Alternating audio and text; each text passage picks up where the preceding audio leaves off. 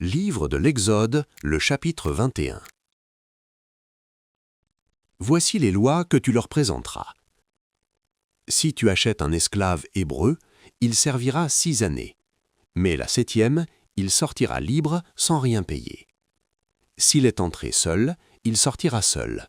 S'il avait une femme, sa femme sortira avec lui. Si c'est son maître qui lui a donné une femme et qu'il en ait eu des fils ou des filles, la femme et ses enfants seront à son maître et il sortira seul. Si l'esclave dit « J'aime mon maître, ma femme et mes enfants, je ne veux pas sortir libre », alors son maître le conduira devant Dieu et le fera approcher de la porte ou du poteau, et son maître lui percera l'oreille avec un poinçon, et l'esclave sera pour toujours à son service. Si un homme vend sa fille pour être esclave, elle ne sortira point comme sortent les esclaves. Si elle déplaît à son maître qui s'était proposé de la prendre pour femme, il facilitera son rachat, mais il n'aura pas le pouvoir de la vendre à des étrangers après lui avoir été infidèle. S'il la destine à son fils, il agira envers elle selon le droit des filles. S'il prend une autre femme, il ne retranchera rien pour la première à la nourriture, aux vêtements et au droit conjugal. Et s'il ne fait pas pour elle ces 3 choses, elle pourra sortir sans rien payer, sans donner d'argent. Celui qui frappera un homme mortellement sera puni de mort. S'il ne lui a point dressé d'embûche et que Dieu l'ait fait tomber sous sa main, je t'établirai un lieu où il pourra se réfugier.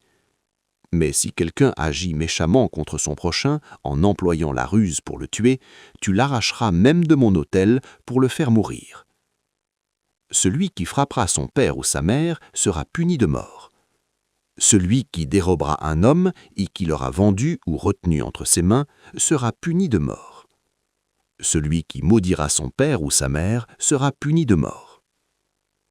Si des hommes se querellent et qu'un l'un d'eux frappe l'autre avec une pierre ou avec le poing, sans causer sa mort, mais en l'obligeant à garder le lit, celui qui aura frappé ne sera point puni dans le cas où l'autre viendrait à se lever et à se promener dehors avec son bâton. Seulement, il le dédommagera de son interruption de travail et il le fera soigner jusqu'à sa guérison.